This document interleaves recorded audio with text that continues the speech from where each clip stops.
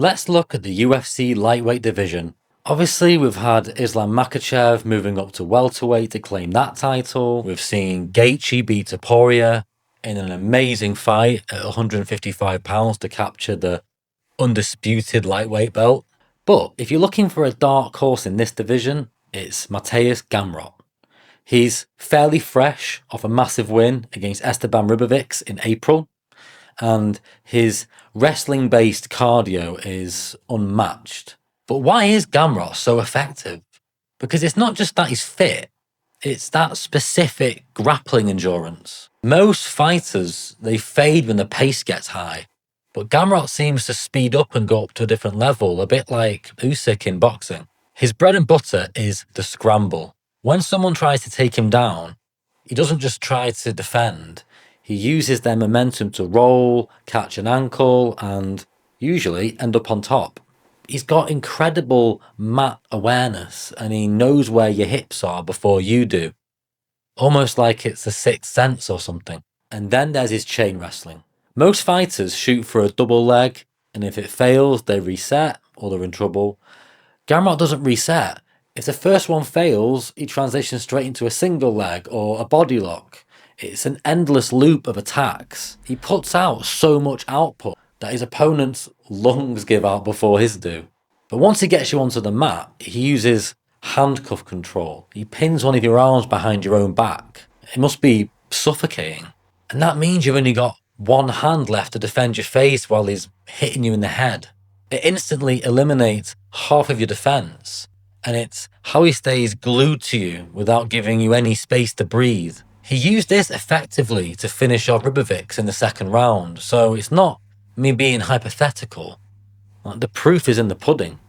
But why does Poland consistently produce these high-level grapplers? First off, it's the Greco-Roman base. So in Poland, Greco-Roman wrestling is pretty big.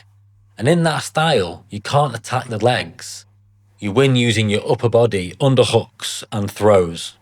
So when these guys eventually get into an MMA cage, their clinch work is suffocating. Because they have years of muscle memory dedicated to controlling an opponent's posture just using their chest and shoulders.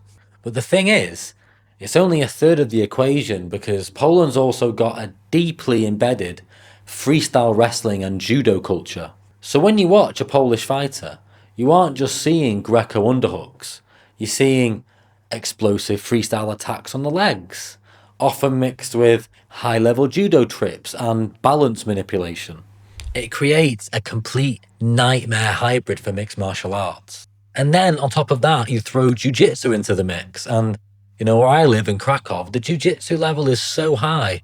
The second reason why Poland has such good grapplers is that they often start really young, usually around 6, maybe 7 years old. So by the time someone like Gamrot gets to the UFC, he's had massive amounts of competitive experience starting from a kid. In his specific case, he's a product of a freestyle background that he's successfully translated into a signature MMA style that's centered around chain wrestling. Because you need to remember, before he got into the UFC, Gamrot was a double champion in KSW. And his rivalry with Norman Parke is a big part of European MMA history. Why? It featured eye pokes, finger biting, and cornermen actually punching Parke. Gamrot finally ended that trilogy with a TKO, which proved that his striking was catching up to his wrestling. So, what's next for him? Ranked 6th in the UFC lightweight division, the new meta ones, and 9th in the world on Fight Matrix, Gamrot is now officially fighting Salkilled, 7th in the UFC, 10th on Fight Matrix, on August 8th. A matchup like that is absolutely worthy of a proper numbered card in my opinion, but typically they're burying it on an Apex Fight Night card, but the UFC is going to UFC, right? As for a return to KSW, it's not likely while he's chasing UFC glory. He's aiming for the top and you can only commend that. He's made it very clear that the UFC title is his priority. Even if it means maybe making less money in the short term than he would have made at home. He's gaming the system, if you like. It's funny because his actual nickname is supposed to be Gamma, as that's how you pronounce it in Polish, his surname. And it comes from that, not like a gamer guy holding a PlayStation controller. But I think when he moved to the UFC into the States, he probably thought, instead of correcting Joe Rogan, I'm just going to run with this gamer thing. And double meaning. But it's cool, right? Because now there's all sorts of marketing with stuff like, it's game time. And you got to take these opportunities when they fall to you, right? So, yeah. It's a cool angle to capture the English-speaking market, I guess.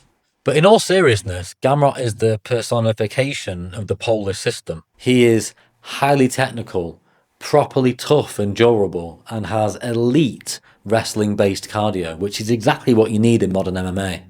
But he's not strictly a wrestler in the traditional sense.